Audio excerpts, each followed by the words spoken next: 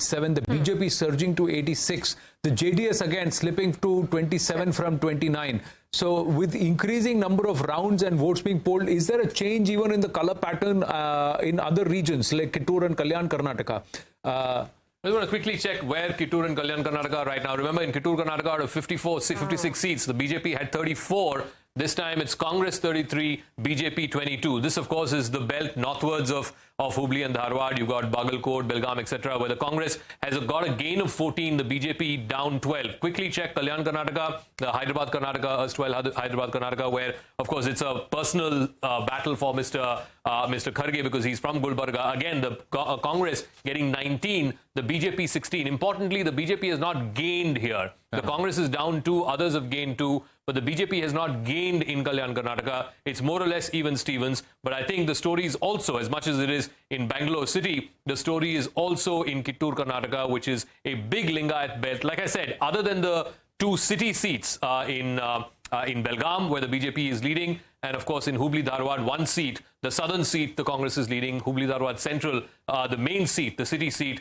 Jagdish Shettar is trailing. But look at the blues here. Look at the blues in the rural parts of Belgaum, Bagalkot, Bijapur. There, the Congress has taken hugely. Just compare this to 2018. This is 2023 right now. 2018. Look at the sea of saffron here. It was BJP 34 out of 56. The Congress only 19. But this time around, in Kittur, Karnataka, it's almost the opposite story. Congress at 32, the BJP at 23. Nalin Mehta is joining us here in the studio. Nalin, when we look at these numbers, it's 10 a.m. already. So, look, we still have to wait for these numbers to settle down, but I think there are 2 or 3 key stories here. One, in the old Mysuru region, there is a Vokaliga consolidation, but that's going towards the Congress's way. The JDS is going down. And that's what is making a huge difference there. Because the JDS vote is basically the anti-BJP vote. And it's which gets split between the Congress and the JDS. And because the JDS always got a higher number, it was to the detriment of the Congress. Now the Congress is gaining there. And then you are seeing the story in Bangalore. You're also seeing in Hyderabad, Karnataka, which is also the area of Mallikarjun Kharge, you're seeing the Congress consolidating there. And Mumbai, Karnataka as well. The SC is there. Absolutely. Absolutely. No, just a word on Old Mysore. This is how Old Mysore is playing out. 57 seats. We've kept out some of the urban seats. But in the 57 seats, the Congress is 24, up 7 from last time. The JDS is 18, down 9. So a large part of these losses for the JDS have gone to the Congress. 2 have gone to the BJP. BJP at 13. So the gap between BJP and JDS in that Vokaliga belt is narrowing. Maybe not in this election cycle, but maybe in an election cycle or 2 from now. BJP will be hoping to be the number 2 party in that belt. May I also add that something else is happening with Lingayat votes. In the Lingayat-dominated seats, which are spread across north and central Karnataka, you are seeing a shift. The BJP is holding on, but the Congress is doing much better than it ever did before. Last time, BJP had about 38 Lingayat-dominated seats, Congress had about 21. Currently, as of right now, the tally is around 38-24 in favor of the Congress there. The Congress 36-26 is what we have. Again, what is happening here is there seems to be whatever the losses of the BJP is going to the Congress. The JDS, of course, not much of a player in central and north Karnataka, but Congress leading in 36 out of the 67 Lingayat-dominated seats. BJP leading only in 26. Quick check back on how it was in 2018. The BJP swept those seats. They got 40 out of 67. The Congress had only 20. So there seems to have been a bit of a flip in the Lingayat-dominated seats. I wouldn't go so far as to say that there's been a complete crack in that vote bank, but certainly in those seats, it seems like, again, when you say Lingayat-dominated, Vokaliga dominated, they are the dominant community. Doesn't mean that the others are not voting for the winning party. So even in the Lingayat-dominated seats, the SCs, the OBCs, the other backward classes, how are they voting will also be very critical to watch. The number of seats where they hold sway, the Lingayats actually is quite high in terms of intent. But the total number of vote share base, if you were to see, then the SCs and the Dalits actually have a huge vote base. Now we just quickly get and then Maria can take it forward. We've just got the vote vote share numbers, and this is the update, ladies and gentlemen. There's a 7% vote share difference now. Earlier it was about 8%. Now it's 7% between the Congress and the BJP, 37% and 44%. Look at the JDS. From 9%, they are up to 12% after about 5 or 6 rounds of the EVM counting. 7% of the vote share has gone to the others. It was at 9% a short while ago. It's at 7% now. But overall, if you see, this is the awning gap. The 7% gap that the Congress has opened up with the BJP, that's where the seat numbers are going up for the Congress. Vote share to seat conversion has always been higher for the BJP, with lesser vote share, 2 to 2.5%. They would still get in higher number of seats in terms of conversion. But this is a huge gap. Will this, in the subsequent rounds, another 10 rounds, if not more to go, will the BJP close the margin? We'll have to wait and watch. Right now, it's the Congress in pole position with 107 leads, the BJP at 85. The others have gone up to 5. The JDS crawling back up to 27, Maria. Yeah. Yes, and Rajiv Gowda of this joining us. Mr. Gowda, how are you looking at these numbers? Of course, it's 10 a.m. and it's consolidating for the Congress. But you're still not very close to the halfway mark. It's 113. I think these are trending in the right direction, and I would have loved to have seen another 20-25 seats, favoring us. But I think these trends are going to hold, they're going to strengthen, and the Congress is going to be in a comfortable majority in a few hours from now. You're hopeful for the Congress. GVL Narasimha Rao, also of the BJP, will be joining me in just a bit. Prakashji, here in the studio, when we look at, because it's 10 a.m., we always make an assessment at 10. There is one thing that seems to be returning in these election results that, we always held that the BJP did well in urban clusters. Yeah. That seems to be coming back from the graphs you're showing, so they're always talking about the next delimitation when, because of urban concentration, more seats will be given to places like Bangalore. So I think that if that trend holds, I cannot see, like, Nistul has just said, I cannot see that, BJP will be very upset with all this. They may, they may be looking at next year rather than... Lok Sabha 2024, but they were very keen to retain government going in to Karnataka. Bengaluru was also part of that. Basically, it was the cadre were very unenthused before he made his campaign stops. At least he got the cadre out. There was some enthusiasm after that.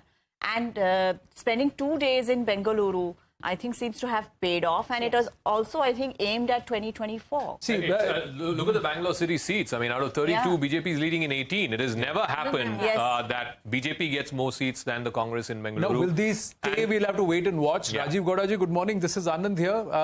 May I ask you, if this current scenario stays, is this a problem or an opportunity for the Congress, sir? At 106, plus if you were to even rope in the others, you would still be short. So how are you going to form government? Are you going to reach out to the JDS then? Is there a thought process there? As I said, we do need to hold our horses and be a little patient and wait for a few more hours. Only then will we know whether this question arises at all. We are quite confident, and you yourself are talking about a 7% margin between the Congress and the BJP. That's going to translate into a lot more seats. So we just have to wait a little longer. I don't anticipate the kind of situation that you're talking about arising at all. So I don't need to answer that at this point. Okay, Rajiv Gowda, just a quick check on, before we go to Griha. Are you surprised about the Bangalore seats? I mean, 18 BJP, 13 Congress. Do you think that Mr. Modi's roadshow did have an impact? No. See, we had 12 MLAs out of 28 in the last round. And when we went to polls, we are confident of winning another 3, 4, 5 seats. There are a lot of strong BJP MLAs in Bangalore, so them getting double figures is not a surprise. But 18, they once actually did very well, I think in 2008, but they've never been able to, repeat that. And I don't anticipate that will happen. See, we had launched a very interesting initiative focused on apartments and RWAs and voters who had historically not been tapped by the Congress. The response has been tremendous. So these numbers are very surprising to me. Okay. So let's see. It's still early. Let's get a word from Griha. Griha, at the live result hub, how many rounds over? Okay, so different constituencies, different counting rounds that are currently on. We have a word about DK Shivakumar. The lead that he has is massive, Maria. 25,406, that is the number of votes he is leading with. Right now there, fourth round of counting is currently underway. And if we look at Shikaripura, the Vijendra has only managed to make a steady lead. Earlier it was 1600. Now the vote percentage of number of votes that he's leading with has gone up to 2000. So that's the lead that he's maintaining. If we look at HD Kumaraswamy, his lead has also increased massively. In Channapatna, 14,400 votes. That's the number of votes he's leading with. Okay, so DK Shivakumar and HD Kumaraswamy will retain they will win there. It's confident. Like I said, sun will have to rise from the west for HD Kumaraswamy to lose Channapatna. So that is proven there. Yes. But yeah. Yes, overall, when we look at it, in fact, DK Shivkumar's strategist has been claiming that the margin of victory in Kanakpura for DKS would be highest among all the 224 constituencies. What is giving them that confidence? And Zaka, if the Vokaliga split is happening in Old Mysuru, then DK Shivkumar will stake claim for the Chief Minister's chair. Yesterday, I think Arun was saying this yesterday, that if the victory margins are like 107, 110, then DK will become Chief Minister. If it's 120 plus, then Siddaramaiah will become Chief Minister. But just a quick word on DK Shivakumar. Kanakpura, last time he won by 79,000 votes. I think it was the second or third highest in the state. This time they're saying he'll win by 1 lakh plus votes. Whether that happens or not, we'll see. Just a quick word. If any of them need these 5, who are these 5 independents who are leading? Gali Janardhan Reddy is leading, of course. In Gauri Bidnoor, we have Puttaswamy Gowda, who's leading. In Darshan Puttanaya is leading from Melkote. He's an ally of the Congress. So. Okay, all right. So just a quick check of, which way these guys could likely go. A couple in the north as well. One is in Afzalpur, where you have Guttidar, an independent who is leading right now. You have, like I said, Janardhan Reddy is leading in Gangavati. Lata Mallikarjun from Harpanahalli, she's leading there in that one constituency. So these are, and there's one, I think, in the Ballari belt. Again, Gauri Bidnoor, like I said, Puttaswamy Gowda is leading. So these Congress, are the 5. Congress plus the independents. GVL Narasimha Rao ji, good morning. Congress plus the independents is government. Right now, this scenario stays. Good morning, Anand. Good morning, Anand. It only shows, today's trend so far prove that the so-called big majority for the Congress party and the rout for the BJP that was estimated only a few weeks ago has certainly not proved to be right. We have done far more creditably than what anybody else expected us to do. In terms of even vote share, our vote share on the Election Commission side shows that we have improved our vote share compared to last election. Certainly it appears to be a hung house. Nothing conclusive can be said as of today, as of now, but it's heading towards a hung assembly. Yes. And those who predicted a big win for the Congress party certainly need to relook at their what about those who predicted a big win for the BJP? No one predicted a big win for the BJP for that matter. The BJP was confident of emerging ahead of the Congress party because we could see that our vote share our support in the electorate was improving, which is also borne out by the vote numbers. But if the Congress manages to win significantly more votes than what they did last time, that could only be because somebody else. What is becoming also clear that because the BJP is making gains, say in Bengaluru and in other pockets where the Prime Minister campaigned, this number would have been perhaps more or less had it not been for the Prime Minister carrying the entire elections on his shoulders for the party. Maria, I couldn't agree with you more. Certainly the impact of because a state which has never returned a government for many decades, possibly for nearly 2.5 decades, you cannot even put up a creditable performance like this when you were actually fighting a fairly significant amount of anti-incumbency that was all evident. It's purely because of it's largely because I would say of the Prime Minister's campaign image and the national leadership's role. We have certainly put up a creditable performance. Our increase in vote share is even evidence of that. Yes, because the Election Commission website, as you were pointing out, is actually showing 36.5% vote for the BJP and 43.4% for the Congress at the moment. We are going straight to the live result hub. Griha is joining us live. Yes, Griha.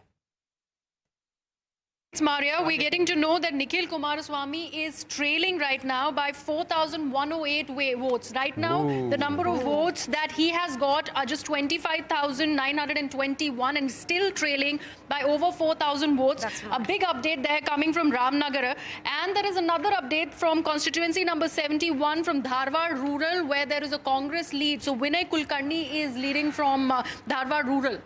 Okay, Zaka? Just a quick check on Channapatna and Ramnagara as Griha was saying. In Channapatna, H.D. Kumaraswamy currently is in the lead, but in the neighbouring Ramnagara, Iqbal Hussain of the Congress has just taken a slender lead.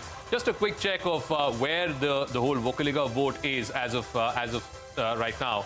And where the JDS is losing. JDS has lost 7% vote share compared to 2018. 7% vote share, down 12 seats in this belt. That has been evenly split, 4 to the BJP and 7 to the Congress. So in a sense, in the Vocaliga dominated seats, the BJP has made inroads, maybe not to the extent that the Congress did, but just take a look at this wider map. And like I said a moment ago, the Congress leading in almost all of those constituencies. Just quickly run through: Kanakpura, DK Shivakumar leading, Ramnagara, Iqbal Hussain leading. Then you got Magadi, CH Balakrishna of the Congress leading. Dr. Ranganath is leading from Kunigal.